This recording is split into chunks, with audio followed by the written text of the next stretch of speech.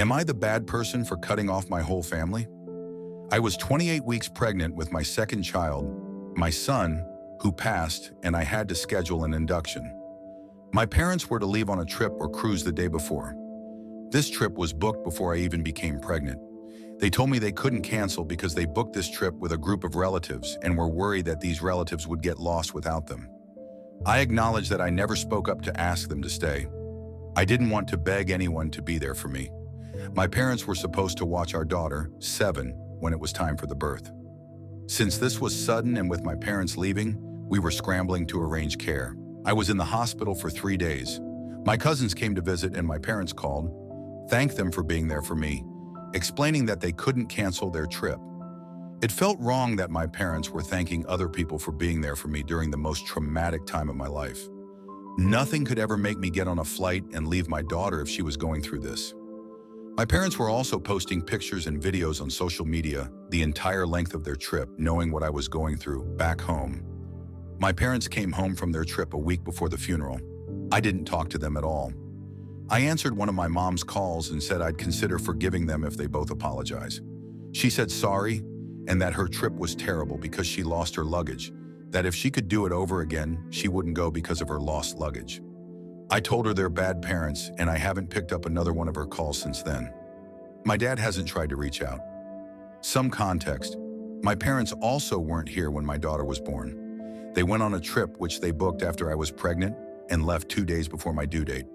I had an emergency C-section and complications with that delivery. I'm the eldest of 3 and my parents have always treated me differently. Worse. My sister is the golden child. This is not to diminish the childhood trauma my siblings experienced on their own. My sister and her fiancé think I'm being harsh, and they think this one thing doesn't make them bad parents. My sister's fiancé says he wouldn't have canceled a trip. They don't think my parents being there for me would have made a difference. When I said this is the worst thing my parents have done to me, they disagreed. I felt invalidated by them, so I cut them off.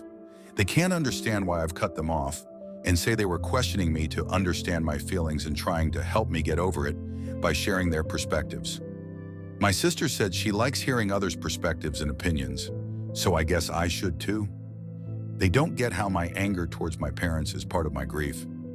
Do you guys think I'm being too harsh for cutting everyone off for missing my serving delivery section, especially knowing I had lost the child inside?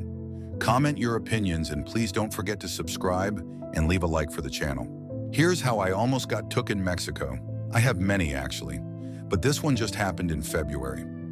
I was stuck in Mexico because of COVID. I know it sounds like a dream, but what lead up to it wasn't at all. I had to go see a doctor downtown, then I called an Uber for a ride to the mall for groceries.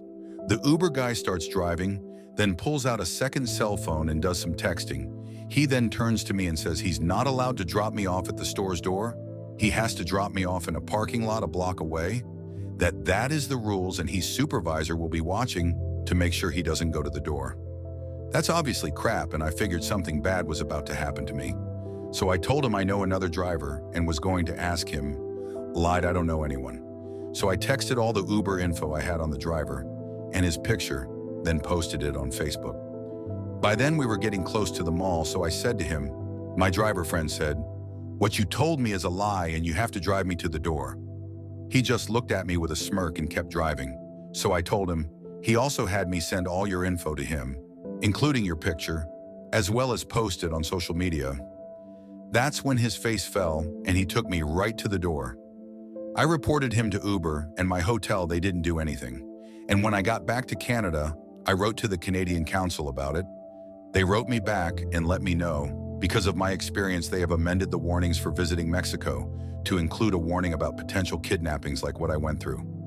What would you guys have done if that happened to you guys? Don't forget to like and subscribe.